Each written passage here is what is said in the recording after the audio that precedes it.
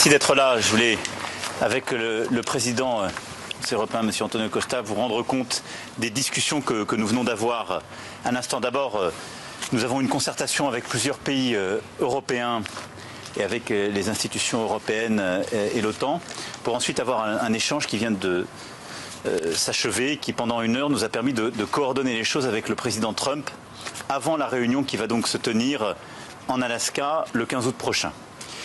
Nos positions sont connues et elles marquent aussi l'unité, pas simplement des Européens, mais de tous les alliés qui se sont retrouvés dans cette coalition des volontaires que nous avons bâtie ces derniers mois, qui est de dire que nous tenons évidemment à cette unité, que nous voulons que tout ce qui concerne l'Ukraine soit discuté avec l'Ukraine, que nous voulons une paix qui soit robuste et durable, c'est-à-dire une paix qui règle à la fois les questions territoriales mais de garantie de sécurité pour l'avenir.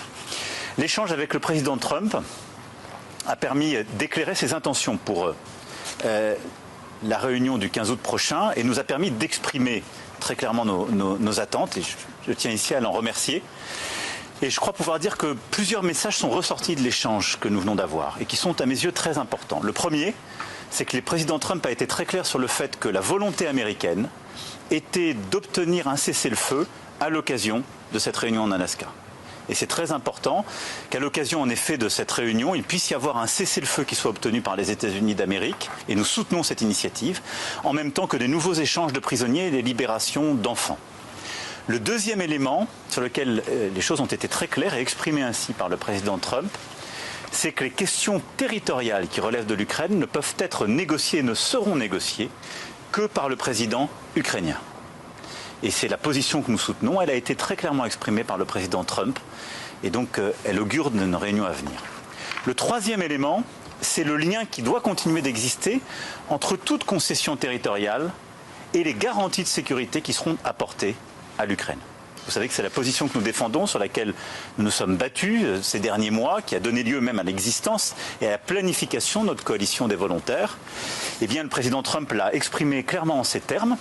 Il a dit même des choses qui, pour moi, sont très importantes. Le fait que l'OTAN ne doit pas faire partie de ces garanties de sécurité, et on sait que c'est un point fort, en particulier pour la partie russe, mais que les États-Unis et tous les alliés qui étaient prêts devraient en faire partie. Et c'est ce dans quoi nous sommes engagés, et c'est une clarification pour moi très importante que nous avons eue aujourd'hui. Enfin, il va donc se battre aussi pour obtenir un rendez-vous à venir, et donc une trilatérale avec le président Trump et le président Zelensky. Et je pense que c'est un point très important à cet égard, et nous souhaitons qu'elle puisse se tenir en Europe, dans un pays neutre, qui soit accepté par toutes les parties. En tout cas, à mes yeux, je vois cette réunion comme un point très important. Juste après, nous allons tenir cette coalition des volontaires avec le président Costa et nos partenaires, que nous coprésiderons avec le chancelier Merz et le Premier ministre Starmer, et avec la présence également du président Zelensky et d'une partie américaine. Et elle nous permettra de décliner de manière très concrète avec nos collègues tout cela. Eh bien, tout d'abord, je veux remercier le président Macron de m'avoir accueilli ici aujourd'hui quand j'étais en